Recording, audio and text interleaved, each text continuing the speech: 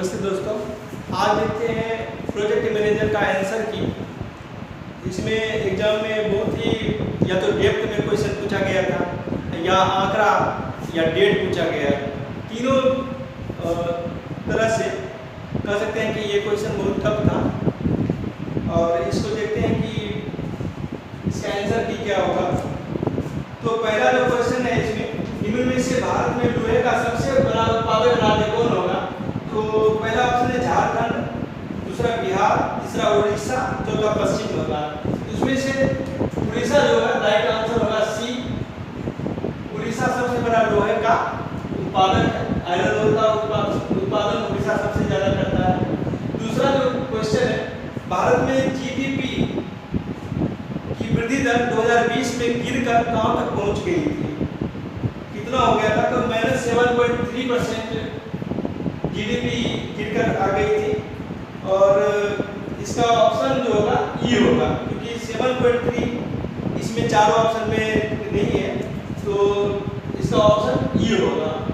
तीसरा जो क्वेश्चन है कि गांधीवादी योजना को प्रस्तुत किया गया था, तो गांधीवादी योजना को एस एन अग्रवाल के द्वारा प्रस्तुत किया गया था। बी इसका राइट आंसर है। चौथा जो क्वेश्चन है कि भारत का प्रथम कौशल विकास केंद्र 2014 में किस राज्य में उद्घाटित किया गया था? इसमें ऑप्शन है गुजरात, असम, राजस्थान और उत्तर प्रदेश।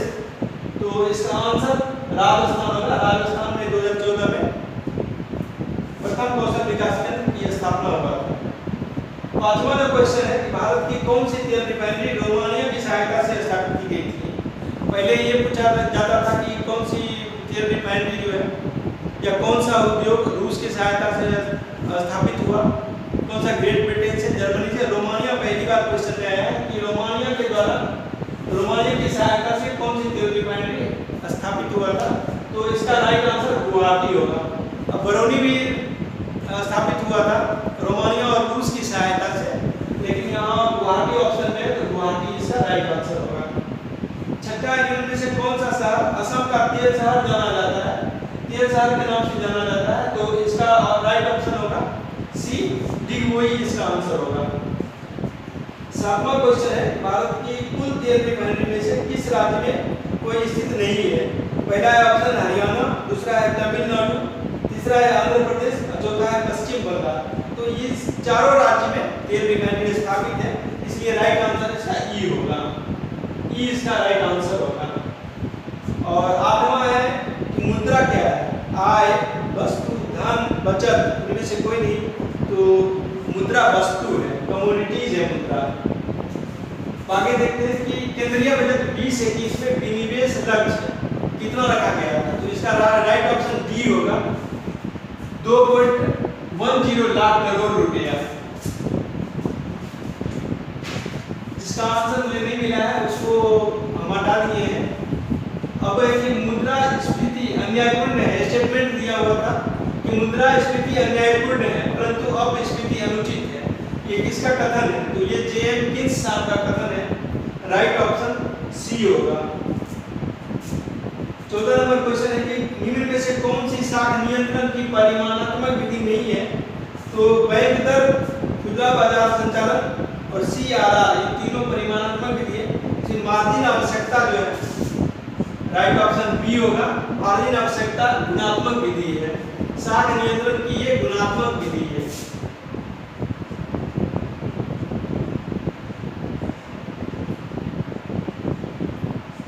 ये मार्जिन आवश्यकता जो है गुणात्मक विधि है, इसलिए राइट ऑप्शन बी होगा। 15 नवंबर के जुलाई 2019 से जून 2020 के मध्य आरबीआई ने कितनी बार नीतिगत दरों में परिवर्तन किया है? तो वैसे तो आरबीआई मॉनेटरी पॉलिसी की जब घोषणा करता है इसकी बैठक साल में 4 बार बुलाता है, लेकिन बहुत बार जो है इन्होंने रेट को उसी तरह रखा है, 3 बार इसमें चेंज किया है। 18 नंबर की, यदि सकल वित्तीय घाटे में से ब्याज भुगतान को कम कर दिया जाता है तो क्या होगा? ये प्राथमिक घाटा होगा। जब फिस्कल डिफिसिट को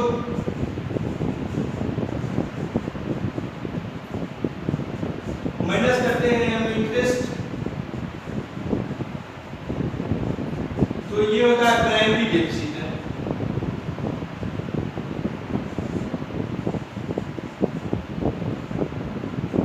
प्राथमिक घाटा ऑप्शन में नहीं है, इसलिए ऑप्शन ई होगा। अब डीआरडीओ के चेयरमैन पूछा है, तो इसके चेयरमैन है डॉक्टर जी सतीश रेड्डी साहब, भी ऑप्शन बी आंसर होगा इसका। और 20 नंबर क्वेश्चन है कि भारत सरकार के कार्यक्रम और पहल के कार्यान्वयन की प्रगति को देखने के लिए नीति आयोग से संबद्ध स्वायत्तशासी संगठन को किस नाम से जाना जाता है? तो ये DMEO, ये ऑप्शन होगा। DMEO नीति आयोग से संबद्ध एक ऑफिस है जो कि कार्यक्रम और पहल को देखता है। अब योजना आयोग को कब बंद कर दिया गया था? तो ये अगस्त 2014 में बंद कर दिया गया था। अगस्त 2014 में बंद कर दिया था। राइट ऑप्शन ए होगा। 22 नंबर क्वेश्चन है कि निम्न में से कौन सी पृथक वार्षिक योजनाएं मानी गई है? तो 1985 से 90 यह पंचवर्षीय योजना था। फिर 92 से 97 पंचवर्षीय योजना चलाया गया था। बीच में 2 ईयर जो है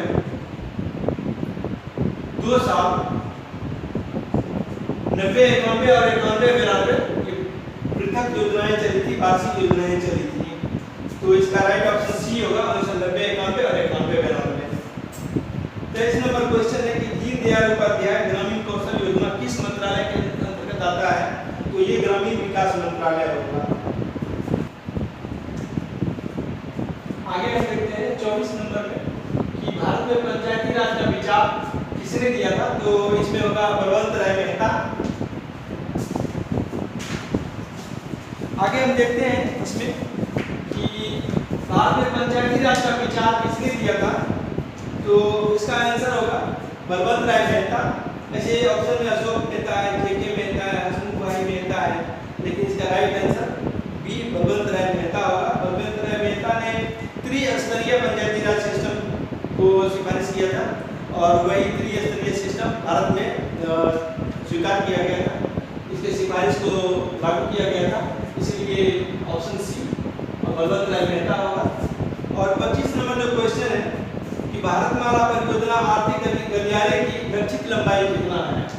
भारतमाला परियोजना में आर्थिक गलियारे की लंबाई ऑप्शन ए में है 24,000, फिर 32,000, फिर 26,000, फिर 27,000।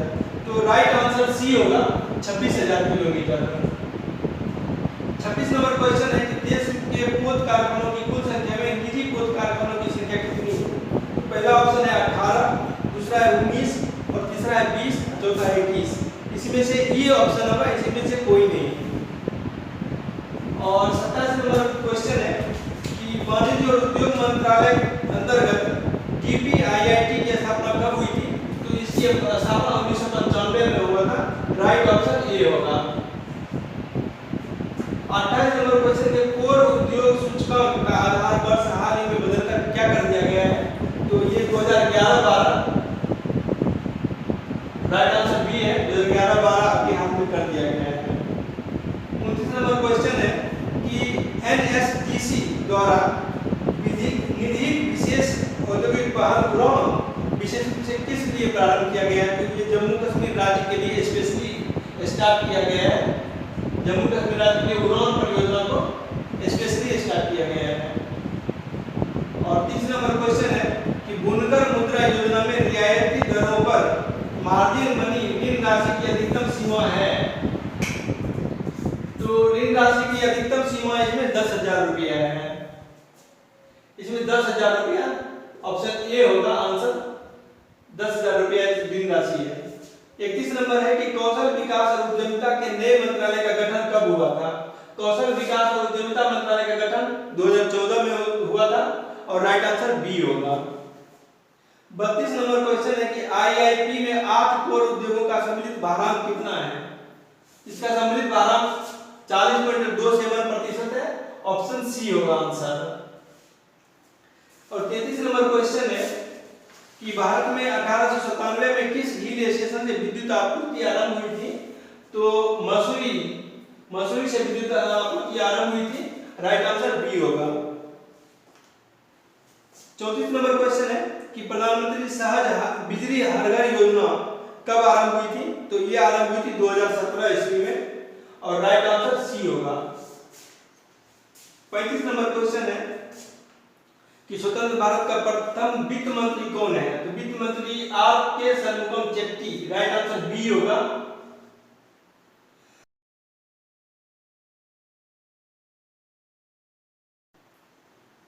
आगे है कि 38 नंबर क्वेश्चन, निम्न में से कौन सा मंत्रालय बुनियादी ढांचा क्षेत्र के प्रमुख 11 क्षेत्रों की निगरानी करता है? तो बुनियादी 11 क्षेत्रों की निगरानी करता है सांख्यिकी और कार्यक्रम क्रियान्वयन मंत्रालय, राइट ऑप्शन सी होगा।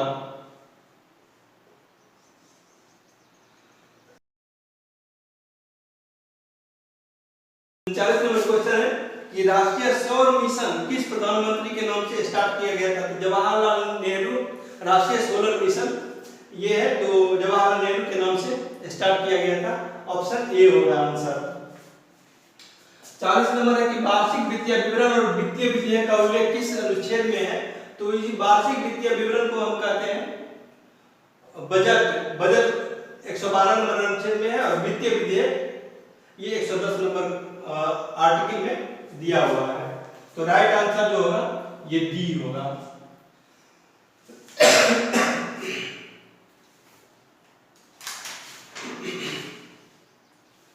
अब ओएनजीसी की स्थापना कब हुआ था? ओएनजीसी 1956 में स्थापना हुआ था। इसका राइट आंसर जो होगा ये डी होगा। 42 नंबर क्वेश्चन के भारतीय दिवाला और शोधन अक्षमता कोड, भारतीय दिवाला और शोधन अक्षमता कोड ये कब प्रभावी हुआ था? तो ये 2016 में प्रभावी हुआ था, राइट आंसर ए होगा। किस बजट में जीएसटी को अप्रैल 2010 से लागू करने का प्रावधान प्रस्तावित था? तो ये प्रस्तावित था बजट 2006 और 7, बी आंसर राइट होगा। 1954 में किस देश में सर्वप्रथम जीएसटी को लागू किया गया था? तो फ्रांस, सी ऑप्शन राइट होगा। फ्रांस में सबसे पहले जीएसटी लगाया गया था। श्रेयस 2019 में प्रारंभ किया गया था किस मंत्रालय में? तो मानव संसाधन विकास मंत्रालय, इसका आंसर सी होगा, मानव संसाधन विकास मंत्रालय। भारतीय प्रतिस्पर्धा आयोग अधिनियम कंपटीशन अधिनियम जो है, कंपटीशन कमीशन अधिनियम ये है 2002 में लागू हुआ था, ये सी आंसर इसका राइट है। उच्च सिंचाई परियोजना कालेश्वरम ये तेलंगाना में शुरुआत किया गया, स्थापित किया गया तेलंगाना में। आगे भारत की पहली महिला वित्त मंत्री ये इंदिरा गांधी होगी, सी ऑप्शन इसका राइट होगा। फिर कर्मचारी राज्य बीमा अधिनियम 1948 में पारित किया गया था। फिर बिहार उद्योग नीति 2016 में औद्योगिक विकास दर का लक्ष्य, बिहार औद्योगिक नीति 2016 में औद्योगिक विकास का दर कितना लक्ष्य था? तो ये 15% लक्ष्य था। बिहार में भूमि बैंक, बिहार में उद्योगों की स्थापना हेतु एक भूमि बैंक स्थापित किया है जिसमें समग्र निधि वर्तमान में 1500 करोड़ रुपया। और बिहार में कुल विद्युत ऊर्जा में अक्षय ऊर्जा कितना है? 2.3%, सी आंसर राइट आंसर होगा। 2015 में बिहार में कुल स्थापित विद्युत ऊर्जा क्षमता 3704.63 मेगावाट थी, जिसमें अक्षय ऊर्जा कितना था? अक्षय ऊर्जा 2.3% था।